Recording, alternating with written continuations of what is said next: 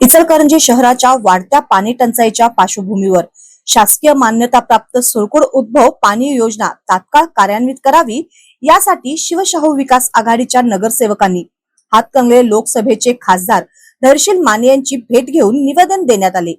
मुख्यमंत्री आणि नगर विकास मंत्र्यांसोबत तातडीची बैठक आयोजित करून प्रश्न मार्गी लावावा अशी मागणी यावेळी करण्यात आली।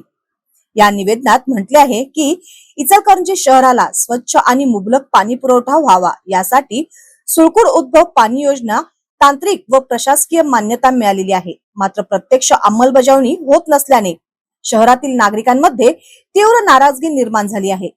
शहरातील पाणी टंचाई दिवसेंदिवस गंभीर होत असून नागरिकांना मोठा मनस्ताप सहन करावा लागत आहे। दिनांक 25 फेब्रुवारी 2025 रोजी विविध सामाजिक संघटना आणि नागरिकांनी उपोषण आंदोलन केले। त्यावेळी जिल्हाधिकाऱ्यांनी मुख्यमंत्री यांच्या अध्यक्षतेखाली बैठक घेण्याचे आश्वासन दिले होते, मात्र अद्याप कोणतीही कार्यवाही झालेली नसल्याची खंत व्यक्त करण्यात आली।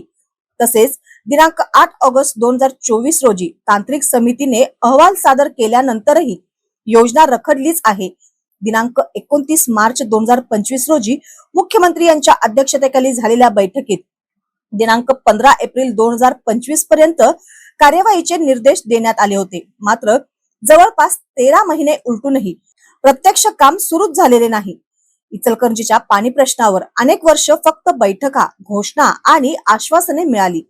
आता सर्व राजकीय पक्षांनी मतभेद बाजूला ठेवून शहराच्या हितासाठी एकत्र येणे गरजेचे आहे असे म्हटले आहे। दरम्यान खासदार धैर्यशील माने यांनी शहराच्या पाणी प्रश्नाबाबत मुख्यमंत्री व नगर विकास मंत्र्यांची लवकरच बैठक आयोजित करण्यात येईल, तसेच सुळकुड पाणी योजना त्वरित मार्गी लावण्यासाठी शासन स्तरावर पाठपुरावा केला जाईल असे आश्वासन दिले। यावेळी विरोधी पक्षनेते उदयसिंग पाटील, शिवसेना उभाटा गटाचे नगरसेवक शिवाजी पाटील, संजय कांबळे, नगरसेवक रणजित जाधव, संजय तेलनाडे, सयाजी चव्हाण, सुनील तेलनाडे, सचिन राणे, नंदकुमार पाटील, इम्रान हावेरी, पुंडलिक भाऊ जाधव, नितीन कोकणे, अब्राहम आवळे, राजू आलासे, गणेश सावरतकर, वाजिद तासगावे, रतन वाजे तसेच नगरसेविका स्वाती लोखंडे, यास्मिन तासगावे, पद्मा सावरतकर, क्रांती आवळे, संगीता आलासे आणि स्मिता तेलनाडे उपस्थित होत्या।